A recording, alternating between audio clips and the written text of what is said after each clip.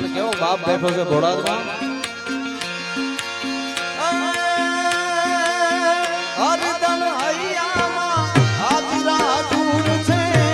એની કૃપાથી મારે કાયમની લાલેર છે ઓ હરદમ હૈયામાં હાજરા દૂર છે એની કૃપાથી મારે કાયમની લાલેર છે એ કાંભી બોલાદ પાણી રાખે હવની રખવાણી કાંભી બોલાદ પાણી રાખે હવની રખવાણી અરજ કરું છું દાદા ભવની બીડું બાંધજે